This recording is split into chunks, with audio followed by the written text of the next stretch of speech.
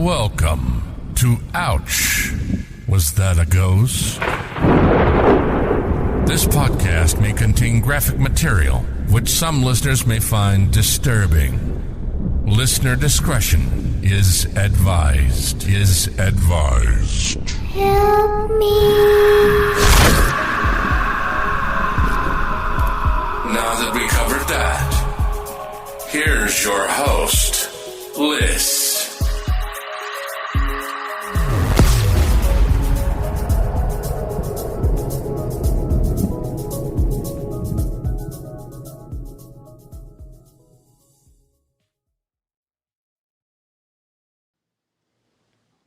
Hey everyone, it's Liz back doing another solo, and today I'm covering the silent twins. The identical twins, Jennifer and June Gibbons, also known as the silent twins, were born on April 11th, 1963 in Aden, Yemen. From birth, Jennifer was described as more robust, as having a stronger presence, being more alert, even with June being the elder, born 10 minutes before Jennifer. The family consisted of their parents, Gloria and Aubrey Gibbons, who were originally from Barbados, and the two older siblings, Greta and David. After the twins were born, the family ended up moving to Haverford West is my guess, Wales in the UK. This was in the 70s. By the time the girls were 3 or 4, they weren't talking much. They were saying a few words, but with the few words they said, the parents knew that the children had some sort of speech impediment, and this was according to the girl's mother. By this time, the twins had a younger sister named Rosie, who they shared a room with. The twins were the only colored children at this school, and kids were assholes to them, so much so that they had to get released early from school to avoid other kids during dismissal. Like, that's the route that the teachers took. Not, let's deal with the problem, deal with the little punks that are bullying them. Let's dismiss these two innocent girls early. Okay.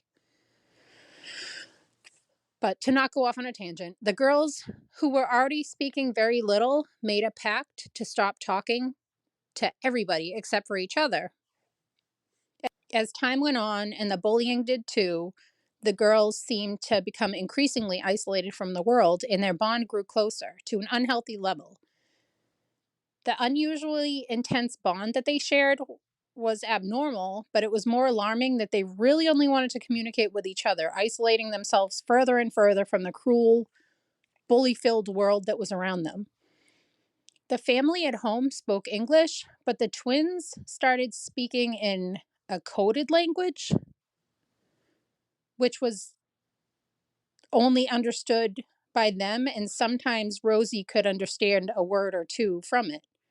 When the girls were alone, they'd laugh, they'd play pretend, but when anyone came into their room, their arms would just go limp at their sides and just silence. Keeping the pact, the girls would not talk at school, around the house, to their mother, to their older siblings. They'd leave notes if they needed anything.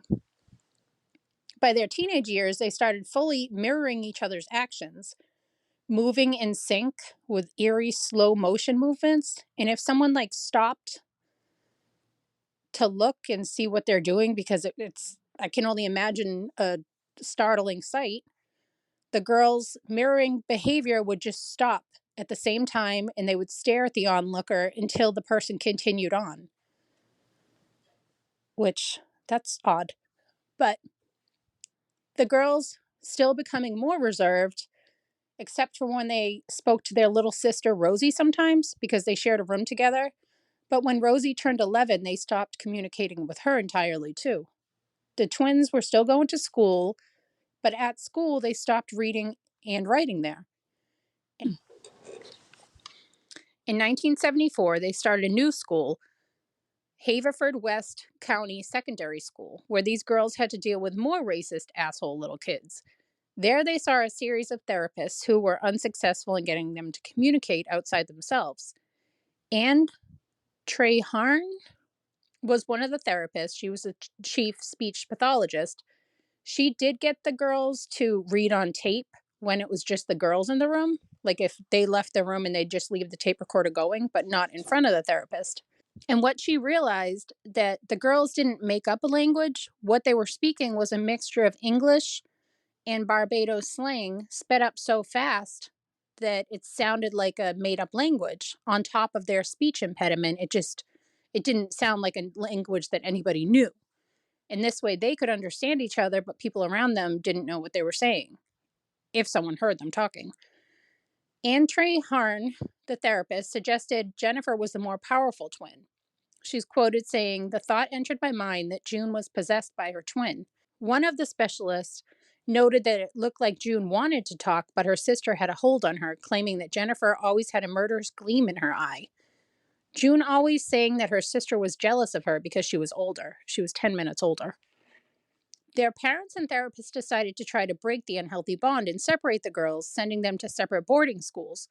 The girls didn't like this. They flipped out. They were hitting each other, yelling, screaming, clawing, biting. The adults in the room had to forcibly separate the two. I mean, this all came from a good place. The parents and the therapist, everyone was trying to help. They were thinking maybe this would help the girls have a functioning life in society, to talk outside of their cryptic form of communication, socialize more. At this time, the girls actually did verbally plead to stay together, and they said that if they could stay together, they'd start talking. But the girls were separated to see if they could survive on their own. When they were separated from each other, each went into this like catatonic like state. A New York article says it took two people to get her out of bed, and then all they could do was prop her up against the wall. Her body was as stiff and heavy as a corpse. So clearly, this wasn't working. After some time, when the two girls were reunited, they closed off from the world again. They just went up into their room and stayed in there. They wouldn't eat out at the kitchen table, like food had to get delivered to them. And they just started making elaborate plays with dolls, like soap operas, just dramas. And in these stories, they'd always include the cause and the date of deaths on all the characters in the play. And one time they even acted out one of the plays and recorded it for their little sister Rosie. The girls loved writing in diaries and wanted to be authors, but in their diaries, their writing seemed more to be about the disdain they had for each other. The diaries were wild. The two inseparable twins seemed like they needed to be together, but they hated each other so deeply at the same time. But something was like forcing them to be together, almost being held captive by each other. They had a lot of crazy writing. I'm just going to pick a few of them just to give you an idea of some of the things that they wrote. One quote from the diary being, "Can I get rid of my own shadow? Impossible or not possible? Without my shadow, what would I do? Without my shadow, would I gain life?" Writing seemed to be the only way that they could communicate, and they both seemed to enjoy it, each of them even writing a book. Jennifer wrote a novel called Discomania, while June wrote a novel titled The Pepsi Cola Addict, which contained a lot of physical and sexual violence. The girls had an intense, be it an unhealthy, love hate relationship, because while they would only talk to each other, they each attempted to murder the other at one time. June almost being strangled by a radio cord by Jennifer, and Jennifer almost being pushed off a bridge by June. But they still had this closeness and needed to be near each other and even to be each other. The girls said that they would swap each other's identity. It only appeared that Jennifer wanted this. Jennifer would start by saying, "You are Jennifer, you are me." And June, audibly stressed out over this, would yell out, "I am June, I am June." Then they would swap, I guess. And after they would say, "Give me myself back. If you give me back myself, I'll give you back yourself." June explained how sometimes they would just wake up and be each other. Just living in isolation in their room, if they needed anything, they would leave little notes like, "Hey, we want to watch this show tonight. Can you leave it on?" Or, "Can we have this for dinner?" The girls were now adults, 18 years old, and they were ready to, I guess, start being part of the world. But they lived as recluses for so long, they didn't really have friends to go see. But they wanted to interact outside of their room. So they remembered a boy in school who stuck up for them, Lance Kennedy, who also lived with his parents and a few of his siblings. The girls found his address and they took their first cab ride to the address. When they got there, the house was empty and unlocked. So they went inside and they started going through all the clothes there and pictures. When the parents came home, they were like, "What are you doing?" And the girls would not give any type of response. They were just staring straight ahead. They couldn't get them to say anything. So the parents were just like, "Okay, just get out of here." And by the way, by that time, Lance Kennedy no longer lived with his parents. But the girls not giving up, they managed to track down Lance Kennedy's brothers and started hanging out with them. June later describes in an interview how they were very attracted to the boys and how the twins would get dolled up to go and meet up with the boys. The twins started using alcohol. June was quoted saying, "Without the whiskey, we didn't speak. We sniffed glue and lighter fluid. We were different then, laughing and talking." The diary entries' darkness did not stop. In one of June's diary entries, she described how Jennifer lost her virginity while June watched. Creepy. And to go on, they say how they think the other is holding the other sister back, describing a murderous gleam in her sister's eye. While the girls enjoyed hanging out with the Kennedy boys, they ended up moving back to America. So now the girls were back to just themselves in their diaries. And Jennifer wrote in her diary, "I will want death if I have no peace." The entries are just out of control, each wishing to break free. The girls started getting into mischief, stealing bikes, playing ding dong ditch, breaking into buildings just to cause destruction. One time they tried to break a payphone, which those are pretty sturdy. And then they ended up calling the cops from that payphone saying, "Hey, we just tried to break this payphone." And then they just took off before the authorities arrived. But the mischief quickly escalated. On October 24th, 1980, the twins went to a tractor store and lit it on fire. June wrote about the events in her diary. Quote, "I'm going to be the biggest arsonist around." While clearly disturbed, the girls were such talented dark writers. Of that night, she wrote in her diary, "The thick smoke filled the night sky. It was a picture which will live in my mind forever. Oh, what a sinful, evil, selfish mind." And they did this just to watch it burn. A few weeks later, on November 8th, the girls tried to burn down Pembroke Technical College. A police officer caught them in the act, and once they were arrested, their room was searched. In there, they found stolen items and diaries, which kind of told the story of what the girls had been up to. The girls were held for 7 months, awaiting the court's decision. After their conviction in 1981, the twins, now 19, were declared criminally insane and admitted as the youngest ever patients to Broadmoor, which was a high security psychiatric hospital. They were admitted indefinitely. That was due to the Mental Health Act of 1983, if you want to look into that. There, they would spend 11 to 12 years. A few weeks after arriving, June tried to take her own life. Jennifer was acting out violently against the staff. The girls were separated, not being allowed to even see each other for a time period.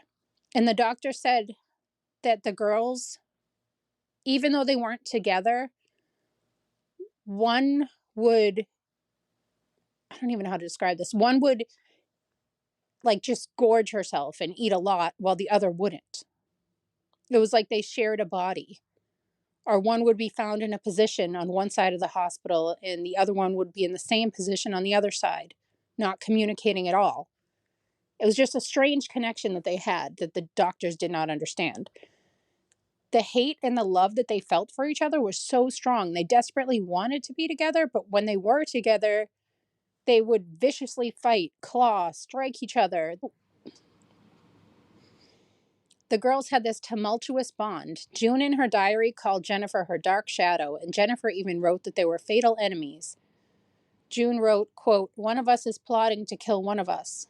The girls received the diagnosis of elective mutes, meaning they easily could talk, they're just still choosing not to.